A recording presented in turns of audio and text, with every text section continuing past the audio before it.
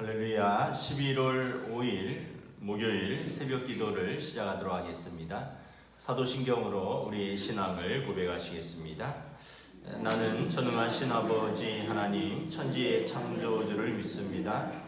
나는 그의 유일하신 아들 우리 주 예수 그리스도를 믿습니다. 그는 성령으로 잉태되어 동정녀 마리아에게서 나시고 본디오 빌라도에게 고난을 받아 십자가에 못 박혀 죽으시고 장사된 지 사흘 만에 죽은 자 가운데서 다시 살아나셨으며 하늘에 오르시어 전능하신 아버지 하나님 우편에 앉아 계시다가 거기로부터 살아있는 자와 죽은 자를 심판하러 오십니다. 나는 성령을 믿으며 거룩한 공교회와 성도의 교제와 죄를 용서받는 것과 몸의 부활과 영생을 믿습니다. 아멘. 찬송가 452장 찬양하시겠습니다. 찬송가 452장입니다.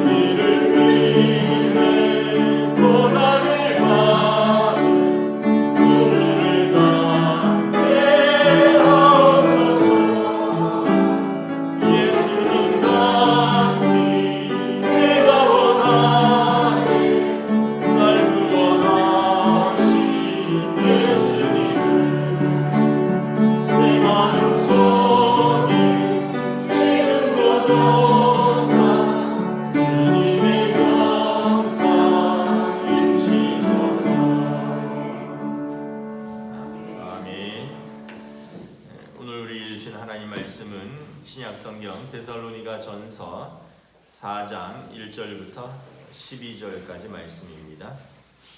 데살로니가 전서 4장 1절부터 12절까지 말씀입니다. 다 찾으신 줄 알고 저와 여러분들이 한 절씩 교도하도록 하겠습니다. 그러므로 형제들아 우리가 끝으로 주 예수 안에서 너희에게 구하고 권면하노니 너희가 마땅히 어떻게 행하며 하나님을 기쁘시게 할 수 있는지를 우리에게 배웠으니 곧 너희가 행하는 바라 더욱 많이 힘쓰라. 우리가 주 예수로 말미암아 너희에게 무슨 명령으로 준 것을 너희가 아느니라. 하나님의 뜻은 이것이니 너희의 거룩함이라 곧 음란을 버리고 각각 거룩함과 존귀함으로 자기의 아내에 대할 줄을 알고 하나님을 모르는 이방인과 같이 세욕을 따르지 말고 이 일의 분수를 넘어서 형제를 해하지 말라. 이는 우리가 너희에게 미리 말하고 증언하는 것과 같이 이 모든 일에 주께서 신원하여 주심이라. 하나님이 우리를 부르심은 부정하게 하심이 아니요 거룩하게 하심이니 그러므로 저버리는 사람은 사람을 저버림이 아니요 너희에게 그의 성령을 주신 하나님을 저버림이니라. 형제 사랑에 관하여는 너희에게 쓸 것이 없음은 너희들 자신이 하나님의 가르치심을 받아 서로 사랑함이라. 너희가 온 마게도냐 모든 형제에 대하여 과연 이것을 행하거나 형제들아 권하노니 또 그렇게 행하고. 함께 읽습니다. 또 너희에게 명한 것 같이 조용히 자기 일을 하고 너희 손으로 일하기를 힘쓰라. 이는 함께 읽습니다. 이는 외인에 대하여 단정히 행하고 또한 아무 궁핍함이 없게 하려 함이라. 아멘. 할렐루야. 네, 오늘 또 새날이 시작되었습니다. 하나님께서 은혜와 평강으로 함께 하시는 복된 날 되시기를 축복합니다. 계속해서 바울 사도가 데살로니가 교인들에게 권면하고 있습니다. 데살로니가 교회는 신생교회입니다. 이방인 사회 속에서 복음을 믿고 이제 막 교회가 태동한 신생교회입니다. 그 당시 이방인 사회는 두 가지 그런 문화들이 있겠죠. 첫째는 뭐냐 하면 이방 신을 섬기는 우상의 문화입니다. 하나님을 알지 못하니까 뭐 나무나 돌이나 해와 달이나 뭐 이런 것들을 섬기는 것이고, 두 번째는 사람들이 쾌락을 쫓아서 몸과 마음을 방탕하게 사는 그런 세속적인 문화입니다. 이 두 가지 문화는 성도가 이제 예수 믿기 전에는 뭐 세상에 속하였고 하나님을 알지 못하였으니 그렇게 사는 것이 어쩌면 뭐 세상 속에서 다른 사람들이 그렇게 사니까 그렇게 사는 것이 어쩌면 뭐 좀 변명거리가 될 수 있을지 몰라도 이제 예수를 믿으면 다르게 살아야 되는 거죠. 왜냐하면 우리는 이제 우상을 섬기는 사람이 아니라 하나님을 섬기는 사람이고, 두 번째는 우리는 세상 속의 가치관으로 사는 사람이 아니라 하나님 나라의 백성으로서 하나님 나라의 가치관 속에서 사는 거죠. 그래서 오늘 1절에 보면 주 예수 안에서 너희에게 구하고 권면한다. 너희가 마땅히 어떻게 행해야 하는지, 성도가 마땅히 행하는 바는 하나님을 기쁘시게 하는 바다라는 것입니다. 하나님을 어떻게 하면 기쁘시게 할까를 행하며 살아야 된다는 것입니다. 바울 사도가 그것을 너희들에게, 성도들에게 가르쳤고, 너희들이 그것을 배웠고 그것을 아니 힘써서 행하라 라고 말씀을 하고 있습니다. 그러니까 데살로니가 교회는 세속 도시 한가운데 있는 거룩한 하나님의 도시를 이루라는 것입니다. 이 세상 속에서 거룩한 하나님의 나라를 성도들이 보여주라는 것입니다. 그래서 하나님을 기쁘시게 하려면 어떻게 해야 되느냐, 이것은 우리 뜻대로 하는 것이 아니라 로마서에 보면 우리가 육신의 소욕을 쫓아 사면 육신의 사람이고 성령을 쫓아 살면 성령의 사람이라, 육신을 쫓아 사는 사람은 하나님을 기쁘시게 할 수 없고 하나님과 원수가 된다라고 말합니다. 그러나 성령을 쫓아 살면 하나님의 사람이라, 하나님의 자녀라, 성령께서 우리가 하나님의 사람인 것을 증거하신다라고 말씀을 합니다. 육신의 본성대로 살면, 아무 생각 없이 육신의 본성대로 살면 그러면은 하나님을 기쁘시게 못하고 하나님과 원수되는 삶, 이전의 삶을 사는 거고요. 우리가 우리 안에 계신 성령님의 그 음성에, 세밀한 음성에 귀를 기울이고 성령님에게 순종하며 살면, 성령은 하나님의 영, 곧 그리스도 영이니 우리가 곧 하나님의 사람이 되는 것입니다. 하나님을 기쁘게 하는 사람이 되는 것입니다. 그러면 어떤 것이 육신의 삶이고 어떤 것이 성령을 쫓아 사는 삶인지 자세하게 나와 있죠. 3절에 보면 하나님의 뜻은 이것이니 너희의 거룩함이라. 하나님의 뜻은 성도의 거룩함이라는 것입니다. 그렇겠죠. 여러분, 하나님의 사람은 하나님을 닮아가야 되겠죠. 우리가 예수님의 제자 된다는 것은 뭐냐 하면 그냥 예수 믿는다 말만이 그런 것이 아니라 우리의 인격과 성품이 예수님 닮아가는 것입니다. 우리 입술이 예수님 닮아가는 것입니다. 그래서 레위기 19장 2절에 보면 너희는 거룩하라 이는 나 여호와 너희 하나님이 거룩함이니라. 그래서 우리가 거룩해야 되는데 이것은 우리가 하나님을 믿습니다 이것은 끝나는 게 아니라 여러분 입술의 말부터 그리고 우리의 삶의 가치관과 우리의 작은 선택 하나하나가 주님을 닮아가는 거룩함을 택해야 된다는 거죠. 저는 제일 싫어하는 말 중에 하나가 그런 거예요. 난 그런 거 몰라. 나 그냥 그렇게 평생 이렇게 살다 죽을래. 그러면 왜 예수 믿는 거죠? 여러분 그냥 그렇게 살다 죽을 거면 왜 예수 믿습니까? 그게 아니라 우리는 부족하지만 힘들지만 노력해야죠. 끝까지 분투하는 삶을 살아야죠. 이것이 성화인 것입니다. 거룩함의 그 구체적인 것들이 나오죠. 4절에 보면 거룩함과 존귀함으로 아내를 대하라 라는 것입니다. 가정에서부터 시작하라는 겁니다. 아내 대하는 것부터 제일 가까운 사람 대하는 것부터 거룩함과 존귀함으로 하라. 부부가 여러분 서로를 존귀히 여겨야 되겠죠. 부부가 서로 무시하고 서로 하대하고 서로 없는 사람 취급하고 이러면 여러분 왜 사는 겁니까? 사랑한다면 또 믿음의 삶을 믿음의 가정이라면 서로 존귀히 여겨야 된다는 것입니다.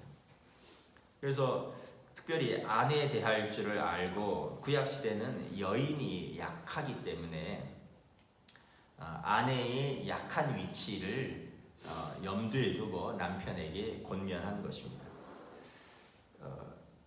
베드로전서에도 보면 이렇게 되어 있습니다. 베드로전서 3장 7절에 남편들아 이와 같이 지식을 따라 너희 아내와 동거하고 그를 더 연약한 그릇이요 또 생명의 은혜를 함께 이어받을 자로 알아 귀히 여기라. 이는 너희 기도가 막히지 아니하게 하려 함이라. 육신으로 더 연약하죠. 또 그 아내는 그냥 이 땅에서만 사는 사람이 아니라 생명의 은혜를 함께 이어받을 구원의 동반자이죠. 그러므로 귀히 여겨야 되는 거죠. 그리고 아내를 핍박하고 그러면 기도가 막히게 되겠죠. 그러므로 내 아내를 동거하고 같이 살면서 연약한 그릇으로 알고 더 귀히 여기고 구원의 동반자로 알고 그의 기도가 막히지 아니하도록 사랑으로 존귀하게 되어라 라는 것입니다. 이 시대는 근데 여러분 좀 어느 정도 또 역전되기도 했습니다. 아내가 약하기도 하지만 요즘은 모르겠습니다. 제가 남편의 입장에서 남자들의 입장에서 보면 아내들이 또 되게 드세요. 그래갖고 막 남편들 몰아붙이고 남편 무시하는 아내들도 많이 있습니다. 그래서 성경은 뭐라 그럽니까? 그리스도가 교회에 대하여 하듯 복종하라. 복종하라는 것은 굴종하라는 것이 아니라 사랑하며 섬기라는 것입니다. 교회가 그리스도를 대하듯이 교회가 그리스도를 함부로 대합니까? 그리스도를 대하듯이 주께 대하듯이 순종하라. 베드로전서 3장에서 아까 아내에 대해서만 하는 것이 아니라 아내들에게 하는 권면도 있습니다. 아내들아 이와 같이 자기 남편에게 순종하라. 이는 혹 말씀을 순종하지 않는 자라도 말로 말미암지 않고 그 아내의 행실로 말미암아 구원을 받게 하려 함이니 너희의 두려워하고 정결한 행실을 봄이라. 안 믿는 남편이라도 아내의 그 정결함과 거룩한 행실 그리고 하나님 말씀에 순종하는 자세 남편을 사랑하고 순종하는 그 섬김을 보고 그가 구원을 받을지 어찌 알겠느냐라는 것입니다. 너희의 단장은 머리를 꾸미고 금을 차고 아름다운 옷을 입는 외모로 하지 말고 오직 마음에 숨은 사람을 온유하고 안정한 심령에 썩지 아니할 것으로 하라. 이는 하나님 앞에서 값진 것이니라. 전에 하나님께 소망을 두었던 거룩한 부녀들도 이와 같이 자기 남편에게 순종함으로 자기를 단장하였나니. 그러므로 여러분, 또 아내들은 또 아내들에게 주신 하나님의 말씀을 받아야 됩니다. 여러분, 그런 말씀을 또 있죠. 존경할 만해야 존경하지, 사랑할 만해야 사랑하지. 그럼 여러분, 예수님께서 우리가 구원받을 만해서 구원하셨나요? 우리가 서로 그런 마음으로 살다 보면 존경하지 못할 부분도 있고 또 사랑받지 못할 부분도 있지만, 그러면서 서로 관계들이 회복되고 서로 존귀히 여기고 서로 사랑하는 마음이 전해지면서 나도 존귀히 여김을 받고 그런 거죠. 예수님의 황금률이 무엇입니까? 존귀 대접받고자 하는 대로 내가 먼저 대접해라. 나한테 그렇게 안 해주기 때문에 나도 그렇게 안 하는 겁니다. 그게 아니라 대접받고자 하는 대로 내가 먼저 대접하라. 그러면 이 관계들이 복원이 되고 회복이 되는 것입니다. 그래서 거룩함은 가정에서부터 시작되는 것입니다. 무시하면 무시와 냉대로 돌아오는 것입니다. 핍박하면 하나님께서 갚으신다라고 말씀을 합니다. 5절에 보면 거룩함은 세상 속에서 하나님을 모르는 이방인과 같이 세욕을 따르지 말고, 그 당시 이방인들은 하나님을 알지 못하니까 육체의 정욕을 따랐다는 거죠. 그래서 가정이 있지만 밖에서 여인들과 또는 남편들, 다른 남자들과 이것은 하나님을 모르는 사람들이 하는 짓이다. 하나님의 법을 알면 자기에게 주신 아내와 남편을 귀중히 아는 사람이 어찌 그렇게 할 수 있겠느냐. 6절에 보면 형제들의 관계에 대해서 나와 있습니다. 분수를 넘어서 형제를 해하지 말라. 그러니까 이 레위기에 보면 원수를 갚지 말며 동포를 원망하지 말며, 그러니까 분수를 넘어서 형제, 그러니까 내가 내 손으로 징계하겠다는 거죠. 원수를 내가 갚아주겠다는 것입니다. 그것은 분수를 넘는 일이다. 하나님이 여기 보면 이 모든 일에 주께서 신원하여 주십니다. 하나님이 갚으신다라는 것입니다. 내가 형제를 해하고 내가 원수를 갚고, 이것은 분수를 넘어서는 것이다. 가끔 뉴스에 보면 사람들이 다투다가 자기 감정에 못 이겨서 이렇게 보복 운전을 하고 때리고 이런 것들을 봐요. 그러면은 저는 참 어리석다고 생각하는 게, 그 작은 것이 아니라 그 한 번의 실수로 인해서 감옥에 가게 되는 거예요. 그 한 번의 실수로 인해서 전과가 남는 거예요. 그 조금만 생각하면, 그래서 여러분 여기 11절에도 나오지만 조용히 자기 일을 하고 단정히 행하고 마음을 이렇게 요동하지 않도록 여러분 좀 이렇게 자신을 좀 다스리는 법을 알아야 됩니다.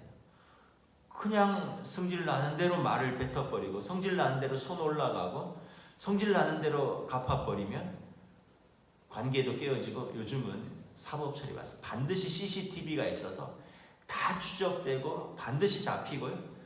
법에는 관용이 없습니다, 여러분. 촉법소년이라고 해서 14세 미만의 아이들에게나 관용이 있을까?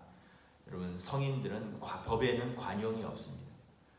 벌금이 있든지 아니면 구속, 집행유예라 그래도 이것은 다 전과가 되는 겁니다. 근데 뉴스나 이런 걸 보면 사람들이 다툼으로 인해서 운전하다 끼어들었다는 등, 자기가 놀랐다는 등,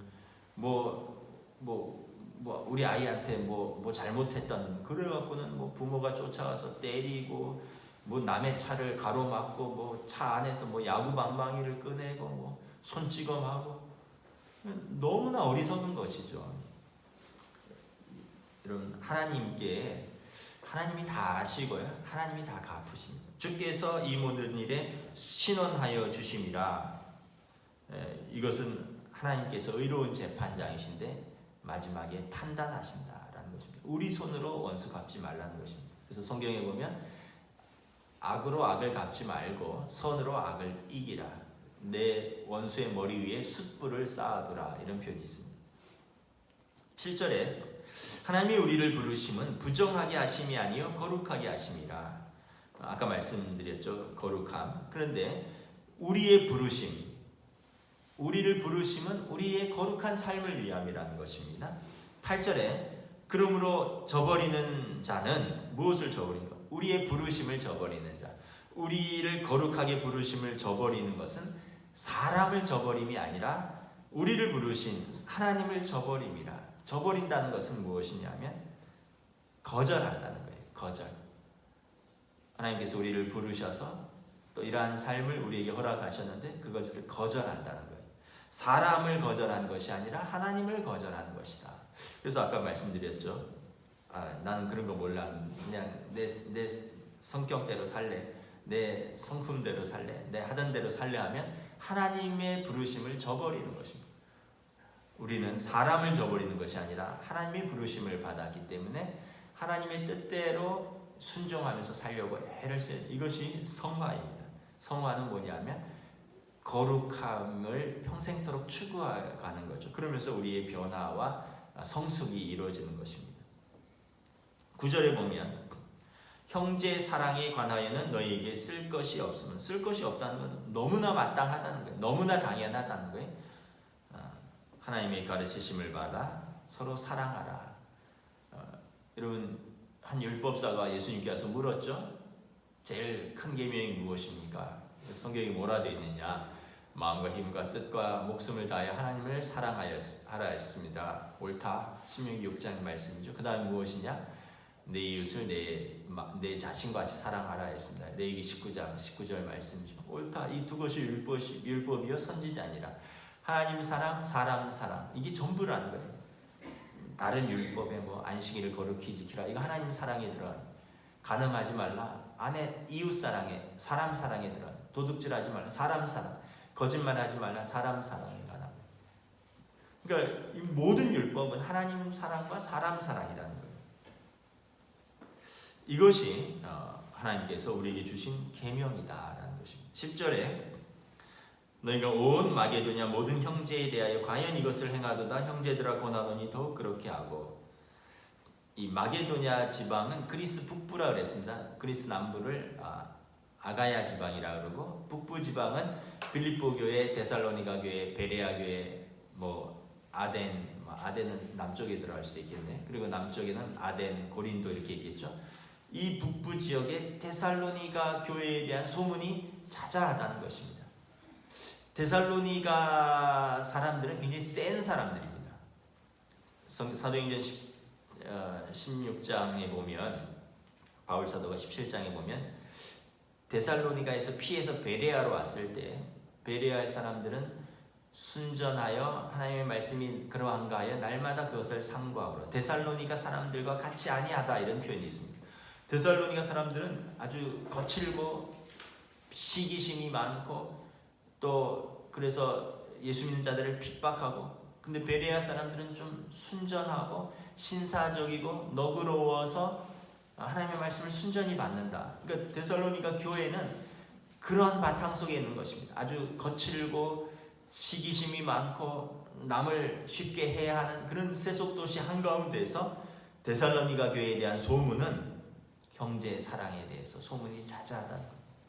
내가 이것을 들었도다. 더욱 힘써서 그렇게 해라. 잘하고 있다라는 것. 여러분 나에 대한 소문은 어떠한가 한번 들어보셔야 돼요. 너무 자기 중심적으로 생각하고 살지 말고 우리 가족들이 나에 대한 평가는 어떠한가. 예를 들면 우리 아빠 너무 거칠다. 우리 엄마 너무 세다. 우리 아이는 내가 감당하기 힘들다. 이런 이야기들을 여러분 가족들이 한다면, 예를 들어서 우리 아이는 내가 너무 감당하기 힘들다. 그러면 자녀는 회개해야 됩니다. 사랑으로 돌보는 부모가 얼마나 힘들면 그런 말을 하겠어요. 생명을 주고 사랑으로 다 돌보는데 부모 마음에 못을 받고 감당하기 힘들어서 눈물로 기도하게 만듭니다. 우리 남편, 우리 아빠 아무도 감당을 못한다. 걸리면 죽는다. 조심해야 된다. 여러분 그게 가족입니까? 아버지가 무섭고 아버지한테 걸리면 죽는 분위기고 아내도 설설 기고 아이들도 그냥 무서워서 슬슬 피해 다니고 합당한 남편이고 아버지입니까? 아내가 거칠다, 힘들다, 너무 버겁다, 사는 게 힘들다. 그러면 여러분 이게 그리스도인의 합당한 아내입니까? 남편도 버겁고 아이들도 힘들어하고 이렇다면 그러니까 여러분 우리가 좀 소문을 들어봐야 돼. 주변에서 뭐라 그러는지. 데살로니가 사람들에 대해서 소문이 있다는 거예요. 그들이 서로 사랑한다. 그 거칠고 그 탐욕의 사회 속에서 세속 도시 속에서 거룩하고 형제 사랑하는 소문이 자자하다는 거예요.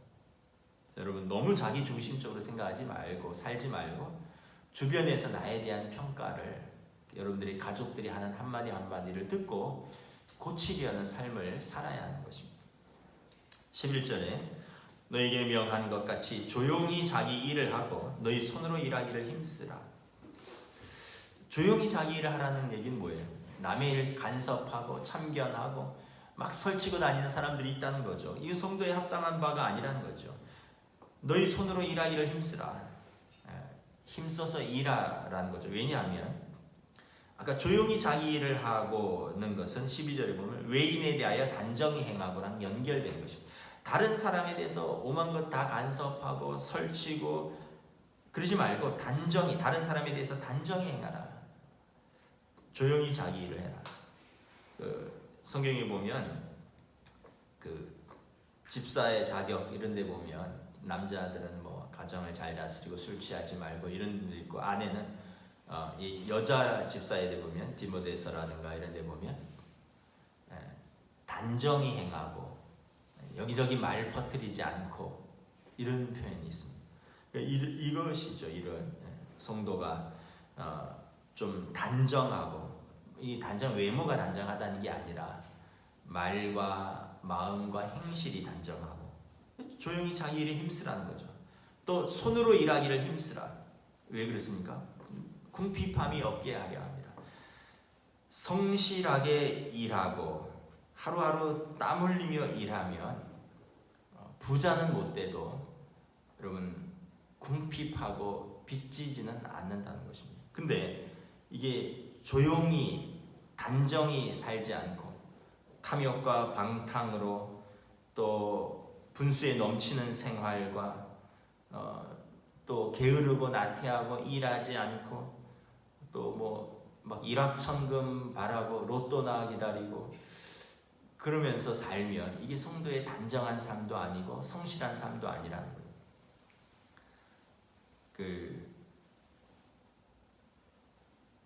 로또 이렇게 보면 길 가다가 보면 줄을 쫙 선 데가 있어요. 제가 신방 가다가 이렇게 물어봐요. 아니 저 집은 뭔데 이렇게 줄을 막 금요일인지 토요일인지 줄을 쫙 했더면 그 동네 사시는 뭐 권사님, 목사님 저 집에서 1등이 한 번 나왔대, 2번 나왔대.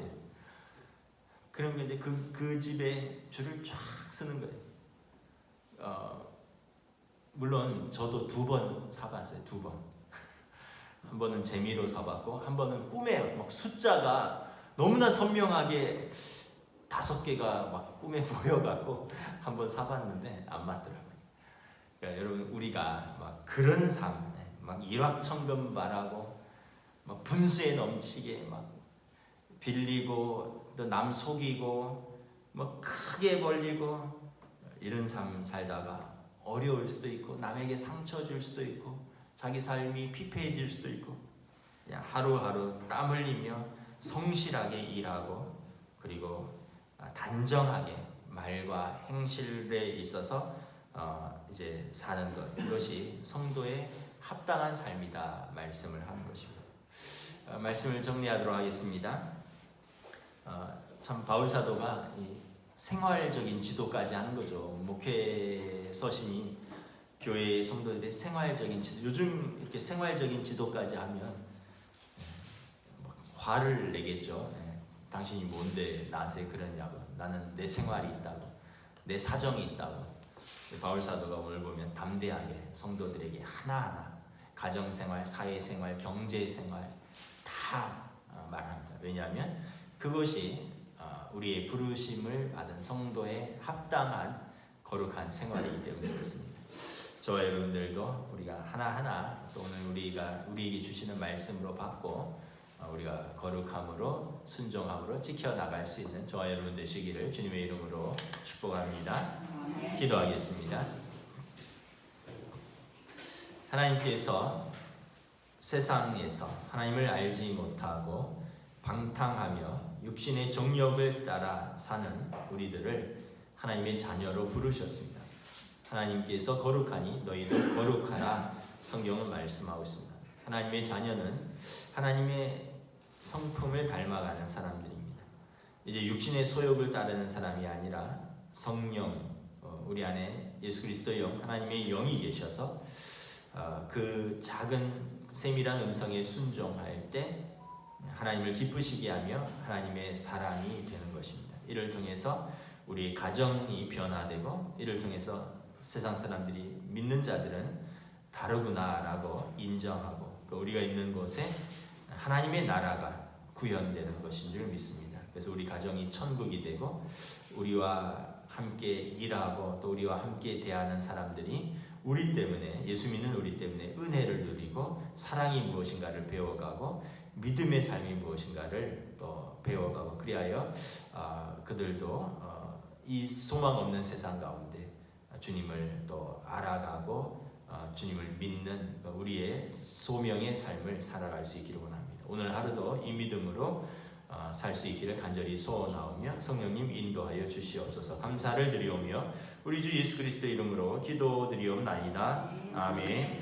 하늘에 계신 우리 아버지 이름을 거룩하게 하시며 아버지의 나라가 오게 하시며 아버지의 뜻이 하늘에서와 같이 땅에서도 이루어지게 하소서. 오늘 우리에게 일용할 양식을 주시고 우리가 우리에게 잘못한 사람을 용서하여 준 것 같이 우리 죄를 용서하여 주시고 우리를 시험에 빠지지 않게 하시고 악에서 구하소서. 나라와 권능과 영광이 영원히 아버지의 것입니다. 아멘.